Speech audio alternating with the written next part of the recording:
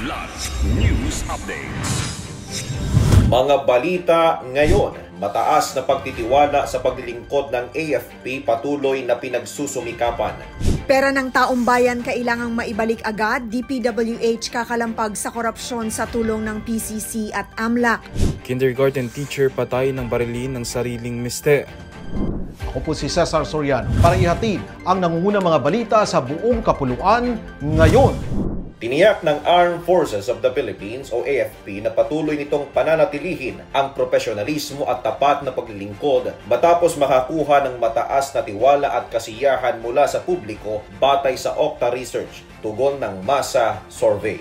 Ang survey noong Setyembre 23 hanggang 30, umabot ng 73% ng mga Pilipino ang may tiwala sa AFP na may net trust rating na plus 66 at performance rating na plus 68. Ipinakita rin ng resulta na 83% ng mga mamamayan ang sumusuporta sa pagtatanggol sa West Philippine Sea o WPS, habang 78% ang naniniwalang kayang protektahan ng militar ang bansa laban sa panlabas na banta. Ipinahayag ng AFP na ang mataas na tiwala ay bunga ng disiplina, sakripisyo at profesionalismo ng bawat kawal ng bansa. Ginawa ang survey sa pamamagitan ng face-to-face interviews sa 1,200 male and female respondents, edad 18 pataas. Nanindigan si Public Works Secretary Vince Dizon na kailangang maibalik agad ang pera ng taong bayan mula sa mga maanumalyang proyekto bilang tugon sa direktiba ni Pangulong Ferdinand Marcos Jr.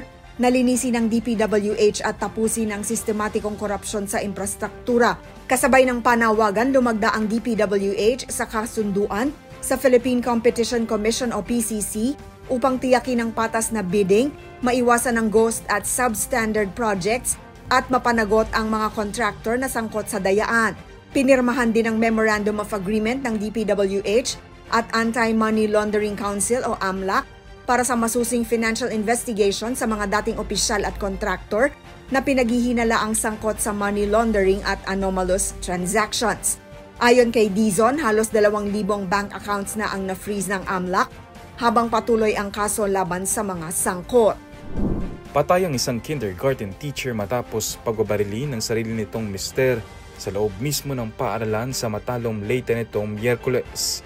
Ayon sa ulat ng Police Regional Office 8, kinilala ang biktima na si Ellen, 39 anyos, guro sa Agbanga Elementary School, na binaril ng kanyang asawang si Elias Lino, 49, residente ng Barangay Caridad Sur sa parehong baya.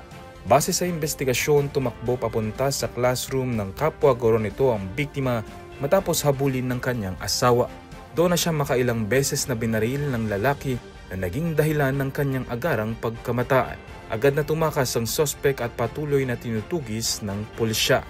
Ako po si Cesar Soriano, kasama nyo sa bawat pagputo ng balita.